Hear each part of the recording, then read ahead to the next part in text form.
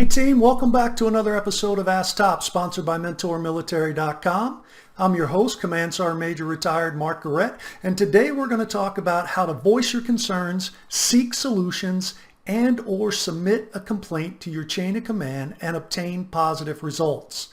Hey, it's all about communication, and the goal is that you reach out to people with alternatives and present situations in a factual manner. So let's go ahead and get into the process that we've developed that'll help you work through those situations. Here we go. So, before you complain, get the facts. Make sure you know what you're talking about. There's nothing worse than going in and trying to complain about something, seek a solution on something, and you don't know what you're talking about. Your chain of command won't appreciate it, and you won't appreciate it when they're done with you. So let's understand the facts. First, understand the what. What happened? What was supposed to happen? What are you concerned about? What are you complaining about? What is bothering you? What were the sequence of events? Understand the who. Who is involved? Who else knows? Importantly, who else needs to know?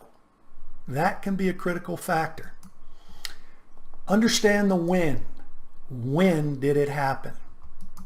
The where. Where did it happen? The why. Why are you complaining about it? Why did it happen? Why were specific individuals involved? So how?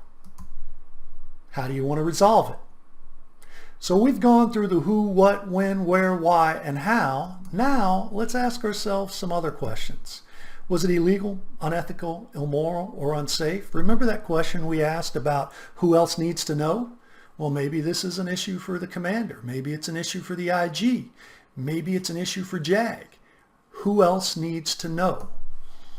Is this a battle you should be fighting? Hey, are you fighting this battle for someone else? If so, why? It might not be a good idea for you to fight somebody else's battle. There may be some cases where it may be appropriate, but you really need to think through that situation. So, hey, this is brought to you by MentorMilitary.com, and as you know, they provide professional development products, and they focus on counseling, evaluations, tactics, techniques, procedures. So Counselor is the flagship product with over 250 counseling statements. It comes with senior leader advice, mentoring advice, questions to ask during, after the counseling session, regulatory references, and a soldier database. Then there's the Counsel Quick series that comes with about 30 counseling statements per volume. And then everything you need to know about counseling and leadership, the mentor. Hey, if you're getting something out of today's session, please hit the subscribe button, hit the like button, leave us a comment about what you think about this video and or subject you'd like us to cover in the future. And you can see the descriptions for these products in the description below. So the first thing you need to do after you got the facts is identify your specific issue. Do your research.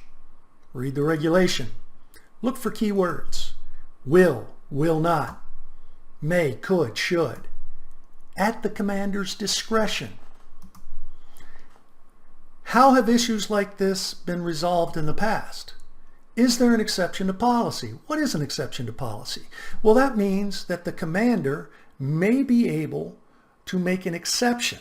So let's look at something like, hey, you've got a grandparent coming in that has some health issues, and it's expected that it'll take 45 days to be resolved. However, the housing policy on post only allows you to have guests for 30 days.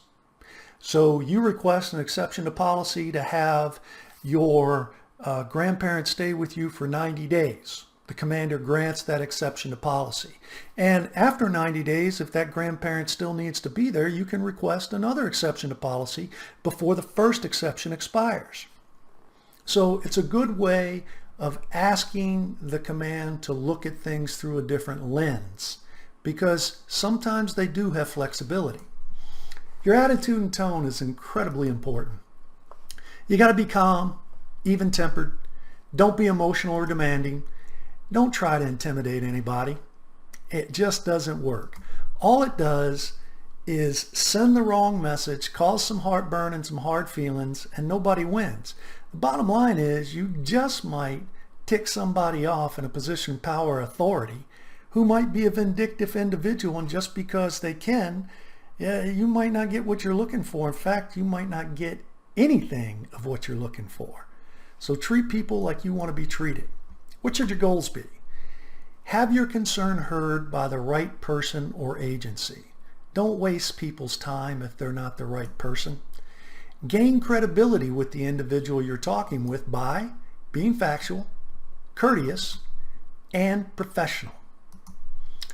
Do. Identify the issue, concern, or problem. Know what type of resolution you want. Be prepared to request an exception to policy. Research the references for facts and look for keywords. Go up the chain of command or to an external agency if you're not satisfied with the response you receive initially, but only if it's reasonable to do so. Ensure you treat others like you want to be treated. Again, be factual. Keep the conversation as positive as possible. Avoid being seen as someone who constantly complains, can't be satisfied, is unreasonable, is emotional, and shoots straight to the top when there's an issue. And someone that makes unrealistic demands. So we're going to apply something called the reasonable person rule. It's exactly what it sounds like.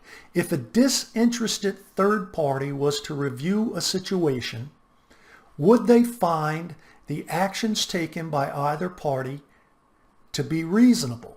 So what does the reasonable person rule look like? Is my request reasonable?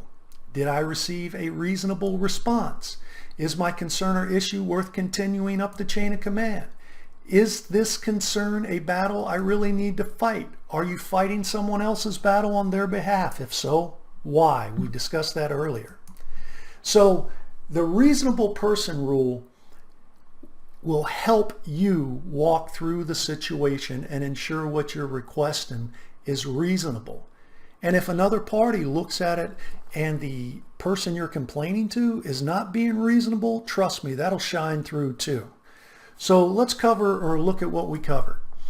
Get the facts: who, what, when, where, why, and how. Do your research. Have the proper attitude and tone. Identify your concern. Have a reasonable solution. Be prepared to request an exception to policy.